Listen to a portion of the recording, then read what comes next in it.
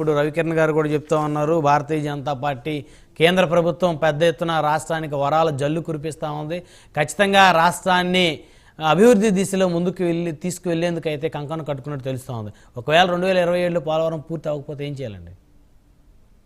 Sir, నిన్న గౌరవ ముఖ్యమంత్రి గారి ప్రెస్ మీట్ కనుక మీరు చూసినట్లయితే, ఇంతకు ముందు వైసీపీ ప్రభుత్వంలో ఉన్నటువంటి మంత్రులు, ముఖ్యమంత్రి మాట్లాడినట్లుగా లేదు. ఆయన మాట్లాడింది క్లియర్ గా ఏ సంవత్సరానికి ఎక్కడి వరకు పనులు పూర్తి చేస్తున్నా, మొదటగా కాలువల పని పూర్తి చేయడం ఒకటి, రెండోది నెక్స్ట్ ఇయర్ కల్లా ఏలూరు కాలువ వరకు చేర్చడము, ఆ తర్వాత 2027 కల్లా ఉత్తరాంధ్ర సుజల స్రవంతి ద్వారా వంశధార వరకు కూడా నీళ్లు చేరేలాగా చేసి ఉత్తరాంధ్రని సస్యశ్యామలం చేయాలి, వైజాగ్ నగరానికి నీటి కొరత అనేది లేకుండా చేయాలనేది ప్రధానంగా ఆయన విత్ క్యాలిక్యులేషన్స్ తోటి క్లియర్ గా చెప్పడం జరిగింది. దానికి ఎంత పెట్టుబడి అవుతుంది, కేంద్రం మనకి ఏ టైంలో ఎంత రిలీజ్ చేస్తానని కూడా ఆయన వివరంగా చెప్పారు. అలాగే కేంద్రం కనుక జాప్యం చేస్తే రాష్ట్రంలో ఏ ప్రాంతం నుంచి దానికి మనం నిధులు సృష్టించుకొని అక్కడి నుంచి తీసుకెళ్లాలనేది క్లియర్ గా ఆయన ఒక విజన్ తోటి నిన్న ప్రెస్ మీట్ లో మనం మాట్లాడడం చూసాం ముఖ్యమంత్రి గారు. కాబట్టి డెఫినెట్ గా 2027 కల్లా పోలవరం అనేది పూర్తి చేస్తారు. అలాగే మా జిల్లాకు వచ్చేటప్పటికి వెలుగొండకు ఒకటి, అలాగే రాయలసీమ ప్రాంతానికి నీళ్లు ఇచ్చేలాగా శ్రీశైలం ప్రాజెక్టులో నీటి నిల్వ ఏ టైం తీసుకెళ్తాము, అలాగే సాగర్ వరకు నీటిని ఏ టైంకి తీసుకెళ్తాం అనేది ఆయన క్లియర్ గా చెప్పడం జరిగింది. కంపల్సరీగా నిన్న ముఖ్యమంత్రి గారి మాటలను బట్టి మనం చూస్తే దానికి సంబంధించి పూర్తి ప్రణాళికతో సంసిద్ధంగా ఉన్నారన్న మాట మాత్రం వాస్తవం. కాబట్టి 2029 ఎలక్షన్కి వెళ్ళేటప్పటికి పోలవరం అనే హామీని మళ్ళీ ప్రజల ముందు పెట్టి ఎలక్షన్కి వెళ్ళే అవసరం కూటమికి రాదు. ఖచ్చితంగా పోలవరం అనేది ఈ టైంలోనే పూర్తయిపోతుంది. మాక్సిమం 2027 అని చెప్పారు. మేబీ ఇంకొక 6 నెలలు అటు ఇటు జరిగిన ఉన్నటువంటి జాప్యం వల్ల, ఎందుకంటే నిన్న ఆల్రెడీ 32 కోట్ల రూపాయలు కంప తొలగించడానికి ఆ పోలవరం ప్రాజెక్ట్ లో ఏర్పాటైనటువంటి నిర్లక్ష్యం వల్ల, గత ప్రభుత్వం చేసినటువంటి నిర్లక్ష్యం వల్ల పెరిగినటువంటి కంపను తొలగించడానికి 32 కోట్ల రూపాయలు ఖర్చు అయింది ప్రభుత్వానికి. ఆ విషయం నిన్న గౌరవ ముఖ్యమంత్రి గారు తెలియజేయడం జరిగింది. అట్లాగే ఆల్రెడీ కాపర్ డ్యామ్ అనేది కొంతవరకు డ్యామేజ్ జరిగింది, మళ్ళీ దాన్ని పునర్నిర్మించాలనేటువంటి ఒక ప్రపోజల్ కూడా ఇంజనీర్ల నుంచి వచ్చిందన్న విషయం కూడా మనకు తెలిసిన విషయమే. కాబట్టి ఇట్లాంటి చేసిన పన్నే మళ్ళీ మళ్ళీ చేసే పరిస్థితి ఏర్పడడం మూలంగా మేబీ ఒక 6 నెలలు అట్లాగే జాప్యం జరగచ్చేమో కానివ్వండి. కంపల్సరీగా ఎన్డీఏ కూటమి ప్రభుత్వం డెఫినెట్ గా 2027 లేదా ఇంకొక 6 నెలలు కొంచెం ఎక్స్టెండ్ అయితే అవ్వచ్చు, పోలవరం పూర్తి చేసే తీరుద్ది. 2029కి ఇది ప్రజల ముందు హామీగా వెళ్ళదు. ఇంతవరకు క్లారిటీ అయితే ఇవ్వగలం ఎన్డీఏ కూటమి నుంచి. రైట్. మరొక అంశం, నామినేటెడ్ పదవులు మీరున్నట్టున్నారు లిస్టులో, ఆ 3 లిస్టుల్లో. సార్, ఎవరు టీడీపీ పర్సన్స్ ఎక్కువ మంది ఉన్నటువంటి లిస్ట్ క్రియేట్ చేసుకున్నా అందులో రాయపడ్డారునా ఉంది. జనసేన పర్సన్స్ ఎక్కువ మంది ఉన్నటువంటి లిస్ట్ క్రియేట్ చేసుకున్నా దాంట్లో రాయపడ్డారునా ఉంది.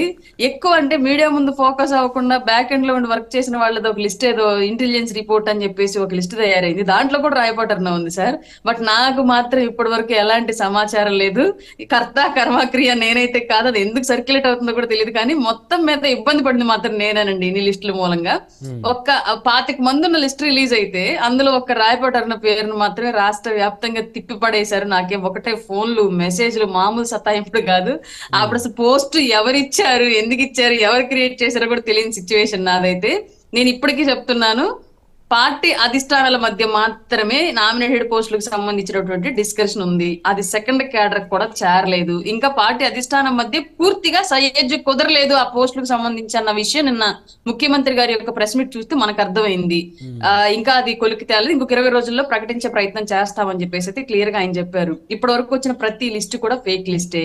దాన్ని మీడియా కూడా వాస్తవాలు తెలుసుకోకుండా ప్రచారం చేయడం అనేది నాకు నవ్వొచ్చేసింది. మీడియాలో ప్రచారం అవ్వడం మూలంగా ఇంకా పెద్ద ఎత్తున అది వైరల్ అయిపోయి నిజమే అన్నట్లుగా క్రియేట్ అయిపోయి, ఇక్కడ ఒకటండి అరుణ్ గారు, నామినేటెడ్ పదవులు భర్తీ అనేది కన్ఫర్మ్.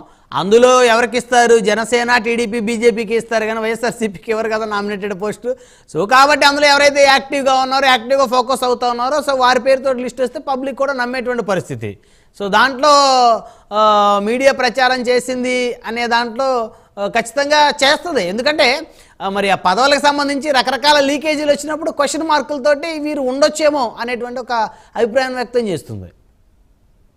అవునండి, అదే సోషల్ మీడియాలో సర్క్యులేట్ అయ్యింటే అంత నమ్మకపోతురు జనాలు. మీడియా సంస్థలు కూడా న్యూస్ ని వేసేటప్పటికి క్లియర్ గా అందరూ నిజమే అనుకొని నమ్మేసి పెద్ద ఎత్తున కంగ్రాచులేషన్స్, అసలు పొగడతలు కమ్యూనిటీ గ్రూపుల్లో కానివ్వండి, పార్టీ గ్రూపుల్లో కానివ్వండి, వివిధ జిల్లాల గ్రూపుల్లో కానివ్వండి, మామూలు సర్క్యులేట్ అవ్వలేదు. బాగా నేనైతే చాలా బాగా ఇబ్బంది పడ్డాను ఈ విషయం మూలంగా. ఇబ్బంది ఎందుకు, హ్యాపీగా ఫీల్ అవ్వాలి కానీ మీకు సర్క్యులేట్ అవుతా ఉంది, కంగ్రాచులేషన్స్ చెప్తా ఉన్నారు. హ్యాపీ కాదండి, రేపొద్దున ఇది కనుక ఏదన్నా అటు ఇటు అయితే అది మళ్ళీ నెగిటివ్ అవుతుంది పార్టీకి. అది నా బాధ. ఇప్పుడు రాయపాటి అరుణకి ఇచ్చారు అని చెప్పేసి అందరూ ఓన్ చేసుకుని రాష్ట్రం అంతా వైరల్ చేసిన వ్యక్తులు రేపొద్దున ఇవ్వకపోతే మళ్ళీ క్వశ్చన్ మార్క్ పార్టీ ముందు పెడతారు. అది నా వల్ల జరగడం నాకు ఇష్టం లేదు. అందుకే నేను క్లియర్ గా ఓపెన్ గా చెప్తున్నాను. ఇప్పుడు వరకు సర్క్యులేట్ అయిన ప్రతి ఇప్పుడు ఇవ్వకపోతే మళ్ళీ నెక్స్ట్ విడతలో ఇస్తారని చెప్పొచ్చు. 2-3 విడతలుగా ఇస్తారు కదా. ఈలోపు మనమే ఒక రాయి వేసి ఆ రాయి సరిగ్గా తగలేదని చెప్పేసి తిరిగి మళ్ళీ వేసిన వాడి మీద రిటర్న్ రాయి వేసే పరిస్థితి వస్తుంది. అట్లాంటిది కరెక్ట్ కాదు. ఆంధ్ర రాష్ట్రంలో ఉన్నటువంటి అందరికి కూడా చెప్తున్నది, పార్టీ అధిష్టానం ఏ నిర్ణయం తీసుకున్నా సరే వాటికి కంకణబద్ధులమే పనిచేసే వ్యక్తులం మేము. కేవలం పదవులు మా యొక్క నిబద్ధతను క్వశ్చన్ చేస్తాయి, లేదా మా నిబద్ధత నిలబెడతాయి అంటే అది ముమ్మాటికి అబద్ధం.